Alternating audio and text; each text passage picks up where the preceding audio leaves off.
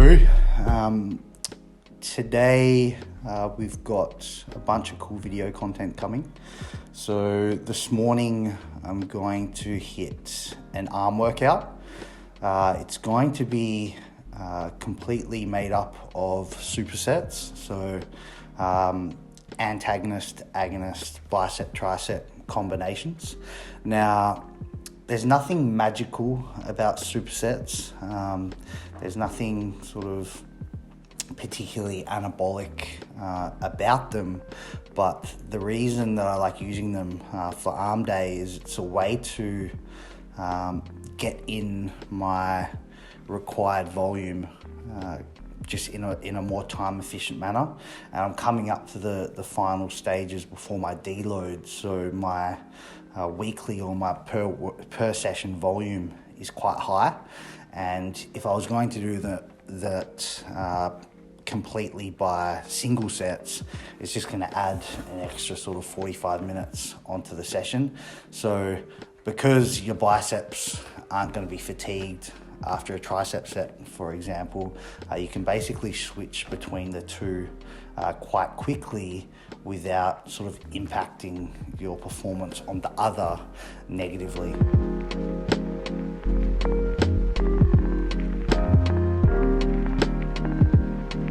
So it's going, from memory, I've planned to do 28 sets of arms total in this session. So that'll be basically 14 supersets over it's going to be about 4 or 5 exercises. So my carbs aren't as high as they normally would be, but I'm hoping that I can still get a pretty decent pump. So I've already had my pre-workout meal and I'm just sipping on a energy drink now. I'll put up a photo of what I had pre-workout now because you guys have been asking to see more of my meals. But basically I just had 2 slices of sourdough toast, 300 grams of egg whites, 120 grams of steak, 100 grams of green beans, some barbecue sauce, a coffee, and some cranberry juice. So far from a massive meal by my standards, but I am at sort of the 3 weeks out mark from the end of my cut. So just to get this last bit of fat off, I am pushing on the calories quite significantly. But I am leaning up, definitely feeling it. I just noticed myself moving a little bit slower, talking a little bit slower, mind sort of drifting into thoughts about food a little bit more frequently. But that's all part of the game. You're just not really going to get in shredded condition with abs and veins without a few of those side effects coming along the way. So that's the plan. We're going to go smash this arm workout, and then we'll have some post-workout feed. I'll take you through that. And then we're going to answer a couple of questions that have been sent through on the channel. So next time I see you, we'll see you in the gym.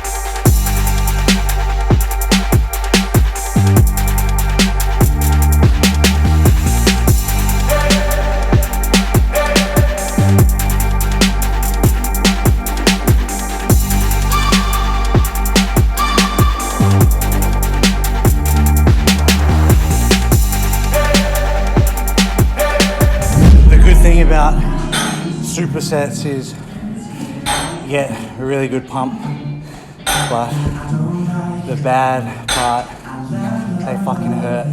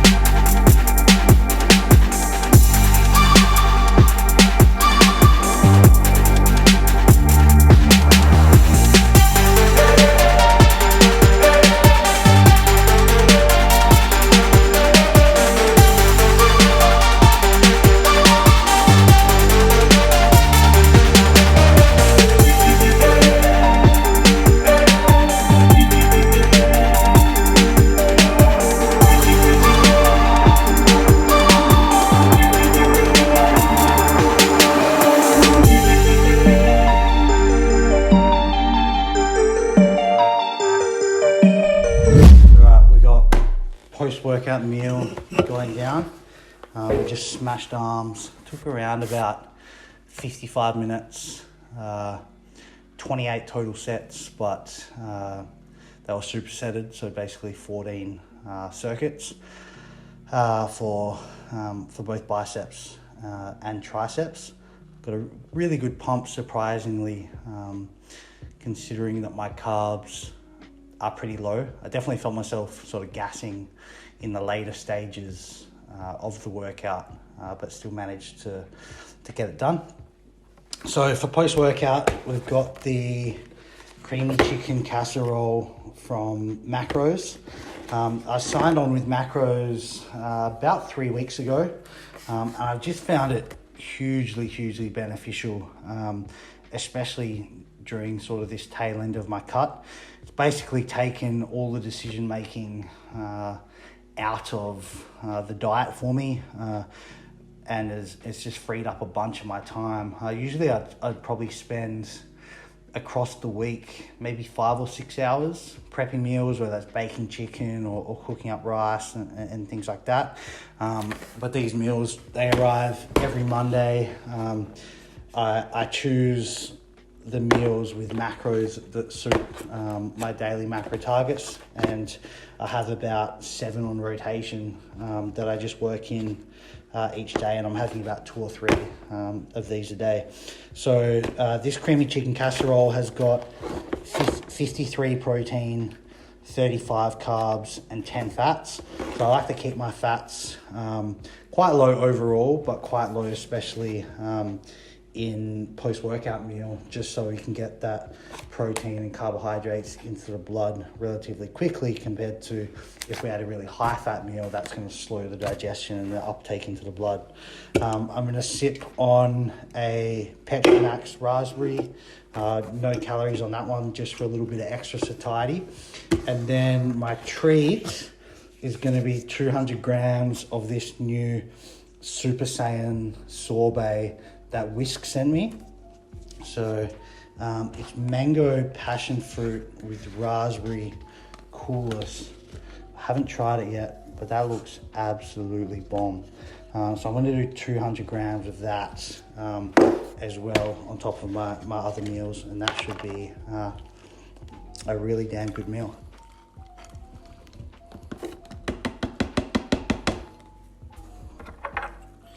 There we have it. It's creamy chicken casserole. Surprisingly good tasting for the macros. Really good serve of protein and carbs there. And I was already picking away at the Super Saiyan sorbet. Is so damn good. That is heaven on my lips right now. I do have diet brain, but still, it tastes damn good. So thank you, whiskey, for that. Sipping this drink, probably watch an episode of anime, and then we'll see you in a bit for some of the questions that come through on the YouTube.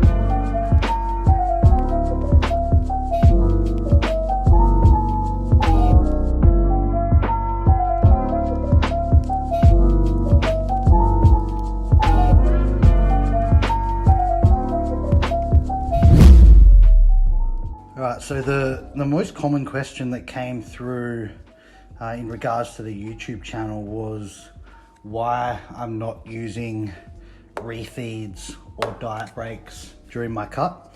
So I thought it'd be worthwhile to discuss some of the pros and cons of each to then help you make a decision whether you should be using refeeds or diet breaks in your cut. The potential pros of refeeds. A lot of people like to think that refeeds maintain metabolic rate, and on face value it makes sense theoretically, because we know that when calories get restricted, metabolic rate slows down. So then it would make sense that if we increase calories for a short period of time, like with a 1 or 2 day refeed, then our metabolic rate is going to have some sort of boost. But recently, in a paper which looked at the effects of double day refeeds in athletes, and it was authored by Bill Campbell and his crew, they actually showed that there was no significant difference between the metabolic rate in the refeed group versus in a continuous dieting group which had no refeeds. It didn't show a benefit of metabolic rate. Some people like to say that it will maintain more muscle, and it makes sense again, because when muscle glycogen content gets low from being restricted with carbohydrates, that tends to basically shut off our muscle protein synthesis and puts us at greater risk of losing muscle. But again, in the Campbell paper here, they showed that there was no significant difference with the lean mass that was maintained either using a double day refeed during your diet or just continuously dieting straight through the week. Now, they did show better increase in dry lean mass. So this is basically lean mass subtract body water. So that's supposed to be a tick there. That might give you the impression that refeeds are maintaining more muscle, but I have a couple of question marks around the timing of the measurement of this dry lean mass. So basically they measured their dry lean mass only 2 days after completion of the final 2 day refeed. Now, what I think is actually happening is that because they were on high carbs for 2 days, they actually just stored some extra dry muscle glycogen as a result of the carbohydrates, and that's what's giving the dry lean mass reading. I don't think it's indicative of a better retention of actual muscle mass, which is what athletes care about. And I'm quite confident that if they took that timing, if they took that measurement point at the, let's say, the end of their 5 days of dieting, just before their next refeed, I'm not confident that we would see a high level of dry lean mass retention in that group. So are there any benefits of refeeds? I think there definitely are. We need to remember that adherence to the protocol is the number one predictor of basically weight loss success or dietary success or getting towards your goals. Now, for some people, having refeeds, either a 1-day refeed on a Saturday or a 2-day refeed on a Saturday and a Sunday, that can allow for both bigger meals and social meals. Now, that might be a worthy trade-off for some people. They might be happy to diet a little bit harder during the week so that they can have those bigger and those social meals, perhaps at a restaurant with family or friends, and it just helps them find the overall program a little bit more enjoyable. The important thing is that refeeds will not hurt your fat loss. So as long as the overall weekly deficit is matched, you're not going to slow your fat loss down by having refeeds either 1 or 2 days across the weekend. And that was also shown in the Campbell paper. We also need to point out though that there are some downsides of refeeds, and I feel like they're often not discussed. If you want to fit in a 1 or 2 day refeed at the end of the week, that means lower calories during the majority of your week. That can mean that performance in the gym might actually go down because you're, in a sense, under fueling during the majority of your week, when otherwise you could be redistributing those higher calories over the weekend to a little bit of extra juice for your training sessions across the week. There's also one downside of the ability to fit in tastier foods and higher energy dense foods during your refeed days, which can often lead to cravings and hunger. So for example, let's say that during your Monday to Friday, because your carbohydrates are quite restricted, you stick to mostly oatmeal, sweet potato, brown rice, things like that, that often don't lead you to having desire to overeat. But all of a sudden, when people have extra 100 or 200 grams of carbohydrates to play with on their weekend, they start wanting to fit in sushi and cereal and lollies and things like that, which taste really good, but they aren't very satiating, and it can actually lead to you feeling even more hungry and having more cravings, even though your overall energy or calorie intake is higher. So onto diet breaks. If refeeds, let's call them a 1 to 2 days, diet breaks are gonna be, let's call them 7 days. And they're both gonna be sort of at increasing your calories to maintenance in the form of increasing carbohydrate intake. The benefits of diet breaks, again, they can facilitate adherence. I just ran a very large diet break study, and a common report from the participants was that even when they start feeling quite sucky at week 2 or week 3 of the diet, they knew they only had 1 or 2 weeks to sort of really dig in, because then they were having a diet break around the corner, and it caused them to have a reward mindset. Whereas, meaning if they really crush it during the rest of their deficit block, they've earned that reward or that increase in carbohydrates that's going to come for 7 days. It can also make the weight loss phase more manageable, less daunting. So when you tell someone they've got 15 weeks of dieting up ahead of them, when they're at week 4 and they know they've got 11 more weeks of dieting and they're already feeling pretty crappy, that can be a recipe of them getting overwhelmed and just saying, fuck it, I'm out, this is too much. Whereas if you break up the weight loss phase into, let's say, 3-week portions before they get a diet break, all of a sudden they're never looking further than 21 days before the food's going to come up and their calories will increase and they can sort of recharge their batteries, so to speak. And just some other pros based on some of the preliminary things that I've noticed in the diet break study. It seems like the diet breaks lead to lower hunger and lower irritability. I think these things are probably linked. I think the diet breaks are causing reductions in hunger, and because people are less hungry all the time, they're not feeling as moody or grumpy. But there are also some downsides of diet breaks as well that often a lot of people don't talk about. The biggest one, and the one that sort of is the main reason that I didn't use any diet breaks during this cut, is it extends the duration of the weight loss phase. You gotta remember that diet breaks, you aren't really progressing. You aren't really losing fat, you aren't really gaining muscle. You sort of just chuck the car in neutral, and you're just sort of cruising for a little bit, not really getting any closer to your goals. And diet breaks aren't a free-for-all. They're still requiring a substantial amount of dietary restraint. And if you've lost a bunch of weight, taking your calories to maintenance, you're still going to feel hungry as hell. And 7 days at maintenance is not going to be enough to make you feel sort of, or to dissipate all of that diet fatigue that's built up. So if you're having a 1 week diet break every 3 weeks of dieting, like I did with my diet break study, this is basically extending the weight loss phase by 25%. Now, for some people, that could be a worthy trade-off when we consider some of these benefits.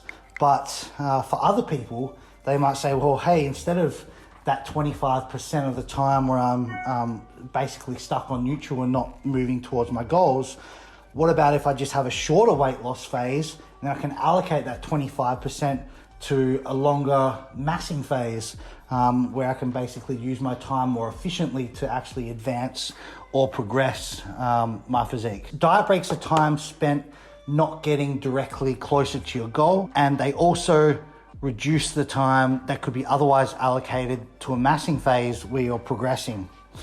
Just make a note there. So, what's the verdict? How do we decide what to do? If refeeds allow you to stick to the plan easier, by all means use them. But don't use them if you think that they're gonna maintain your metabolic rate or maintain your muscle mass.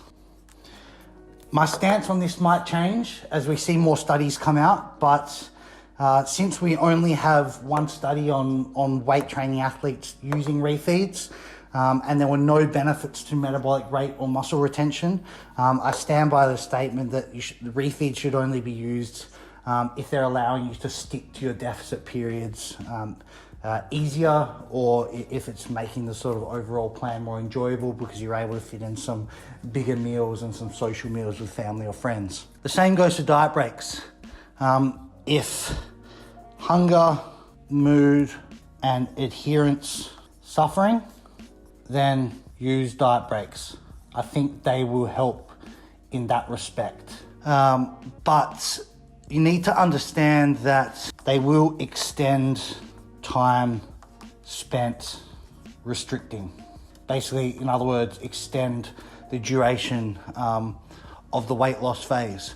So, and that could take away massing time. If you're happy to drag out the weight loss phase for potential benefits on hunger, mood, and adherence, then by all means use diet breaks. But for some people, like myself, I prefer to just get the fat off in the quickest fashion that I can, so then I can get straight back into massing, which I consider a more efficient use of my time, because it's time spent where I'm actually getting closer to my goal and actually progressing my physique. So I hope this was valuable for some of you guys. If you've got any questions, please drop a comment on the YouTube video and I'll answer it as soon as I see it. Plus, if you've got any other topics that you want me to cover, any sort of educational topics, feel free to just drop a comment about that, and hopefully I'll be able to answer it in the next video. So thanks, guys.